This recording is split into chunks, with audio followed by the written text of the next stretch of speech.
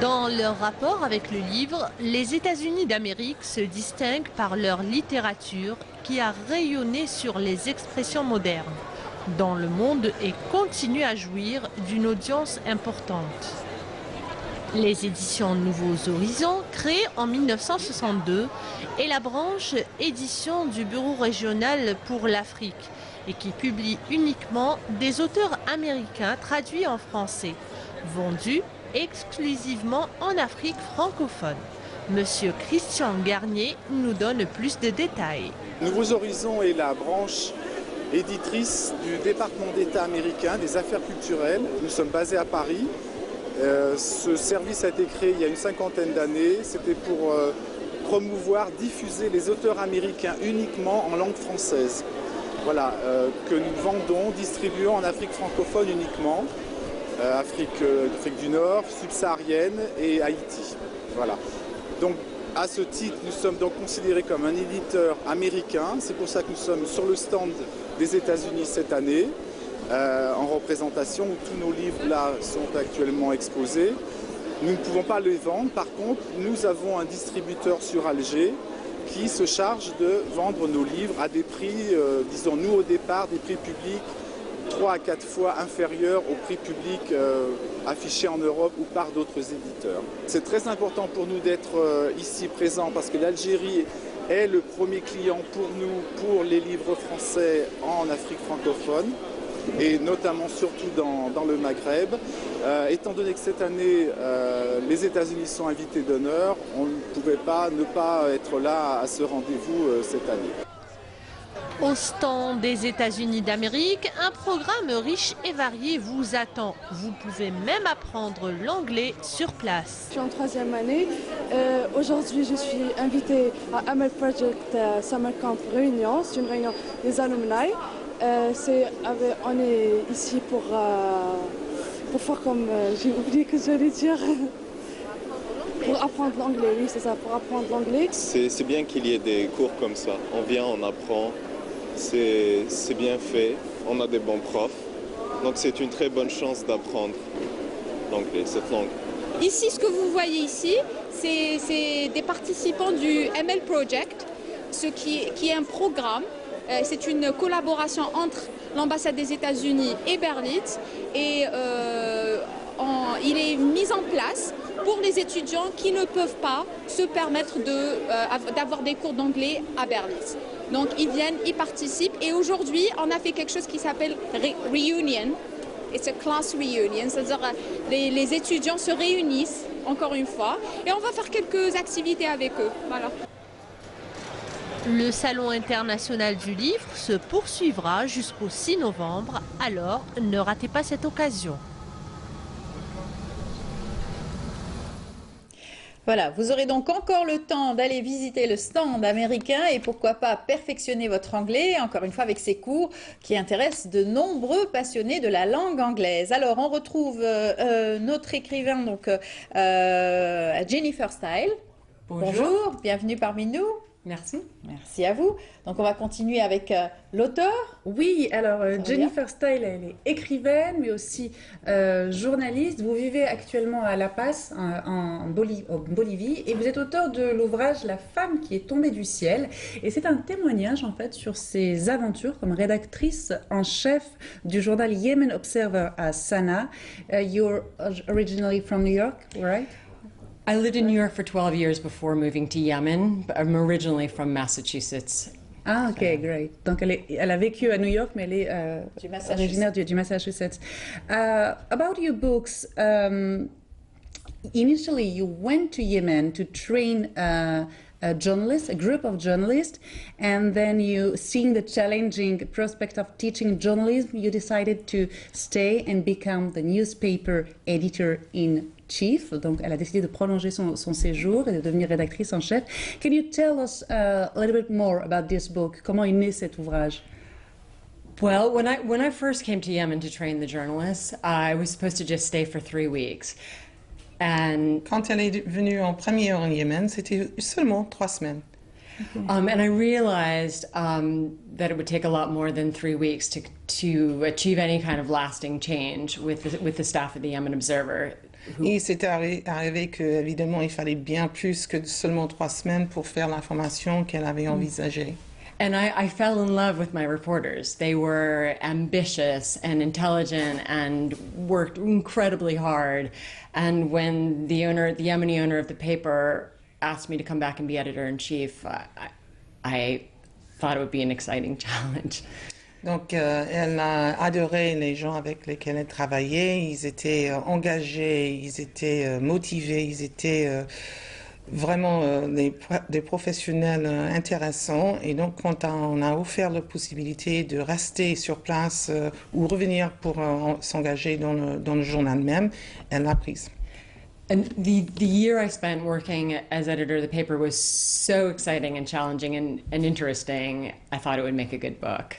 Et elle a passé une année à faire ce travail et elle était tellement intéressée dans le travail et ce qui se passait dans le journal était engageant. Elle pensait que ça sera un bon sujet pour un livre. Alors, vous êtes journaliste, vous êtes une femme de conviction, je suppose. Comment vous avez fait pour décrire justement de manière si objective, en fait, la vie au Yémen, et en particulier quand il s'agit de la condition de la femme? You obviously, je vais y arriver, are a person with strong opinion. How did you manage to be so objective in describe the practices in Yemen, and particularly when it came to the treatment of women? Well, I think when I'm going to another country, I want to be really aware of the cultural context. Quand je vais à un autre pays, je m'efforce d'être très conscient du contexte. So my first concern was to be respectful of Yemeni culture. Donc la première objectif était de respecter la culture du Yémen. And about half of my staff were female, Yemeni women. Et la moitié du personnel était femme. And I worked very closely with them personally to help them get where they wanted to be with their careers and their training. Je travaillais plus particulièrement avec elles, justement pour les encourager dans leur carrière et dans la formation qu'elles voulaient. I don't think it's always effective to take a Western feminism and try to transplant it into a context that's not prepared for it. Ce n'est pas toujours évident de prendre une certaine vision du féminisme de l'Occident et le transplanter dans une autre culture qui n'est éventuellement pas préparée pour ça. So I tried to help my women individually achieve what they wanted to achieve in the context of their lives. Donc je travaillais avec ces femmes plutôt dans le contexte de leur propre vie, où ils étaient, pour qu'elles puissent s'améliorer. Alors, c'est un ouvrage qui a eu beaucoup de succès, qui a reçu plusieurs prix, notamment le journal Minneapolis Star Tribune l'a choisi comme l'un des meilleurs livres. Il y a le Elle Magazine aussi qui lui a décerné le prix des lectrices. Vous avez un autre ouvrage qui sort, voilà, qu'on a ici en exclusivité. Bonjour c'est l'Algérie. Donc l'épouse de l'ambassadeur. Alors, est-ce que vous pouvez nous en dire un petit peu plus? C'est encore une fois, il est question d'expérience personnelle. Are you currently working on more novels? And can you tell us about the last one, actually? Well, not the last one, but the next one, The Ambassador Wives, is also about your personal experience? Not exactly. I certainly was well placed for the research, but The Ambassador's Wife is a novel. En fait, le livre, c'est un roman. C'est pas exactement une biographie ou une autobiographie. The Ambassador's Wife, which comes out in July, it's the story of an artist who marries a British ambassador in a fictional Middle Eastern country. Donc, l'histoire, c'est une femme qui est artiste, qui se marie à un ambassadeur et qui va vivre dans un pays qui n'existe pas, mais du Moyen-Orient. And very early in the book, she's kidnapped, and there's issues. She's teaching a group of artists. She's also a mother of a 13-month-old child when she's kidnapped, and donc l'intrigue ne dévoile pas tout, mais il y a un kidnapping, il y a un groupe d'artistes avec lequel la femme travaille, et elle est quand même mère d'un enfant au moment où elle est kidnappée. So there's many different themes: diplomacy, terrorism, art, parenthood, marriage. Plusieurs thèmes, la diplomatie, le mariage, être parent, être artiste, etc. Justement, elle est artiste elle-même, je pense. Elle est comédienne, actrice. Actress, but not a painter. She's a painter, Oui. my character. Voilà. Alors, elle est actrice, alors que le personnage dans le livre est un artiste peintre. Voilà. Et le livre va sortir en juillet. Très bien. Donc on l'a eu avant tout le monde, en exclusivité. On peut espérer peut-être une adaptation. Je sais que pour Mark Greaney, il y a des projets. What about bring the story on movie screen for both of you, maybe? Yeah, I sold the option to Columbia Pictures, so right now they're developing that book, The Gray Man. They're producing the film for that, but it will be 2017 before it's in the theaters. Lui, il a vendu les droits à une maison d'édition qui va faire tournage de film, mais ça sortira en 2017 parce que pour le moment, c'est en développement uniquement du texte jusqu'à l'écran. Jennifer, why not? I think The Ambassador's Wife would make a fabulous film. Yeah. I don't have no one's optioned it yet, but it's not out yet, so there's time. Ouais. The Ambassador's Wife pourrait facilement s'adapter à l'écran aussi.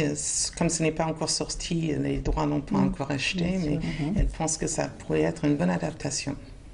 Voilà. On va poser peut-être la question à l'attachée culturelle, Madame Ida Eschenbach. Donc, pour ce choix donc, des auteurs que vous avez ramenés cette année au SILA, comment s'est fait le choix? Ben, disons qu'on a eu des différentes possibilités, mais il y avait un thème qui a été sélectionné par rapport au SILA, qui était l'adaptation du roman vers l'écran. Et là, il y en a plusieurs qui sont là, qui représentent ce type de mouvement. Et dans notre série de films, les trois sont aussi des adaptations du texte vers l'écran. Tout à fait. Voilà. Et donc on rappelle aussi que nous avons eu dans Bonjour d'Algérie un grand écrivain américain, Douglas Kennedy, qui était venu sur notre plateau donc, du Bonjour d'Algérie. Donc il va y avoir aussi d'autres auteurs. Il y a même une écrivaine algérienne d'origine algérienne. Elle est américaine d'origine algérienne. Il s'agit donc de Noun Bennoun. Karima Bennoun. Karima Bennoun. Elle est déjà venue et repartie en fait. On n'a pas réussi à avoir tout le monde pendant tout le long parce que les uns et les autres ont des horaires chargés.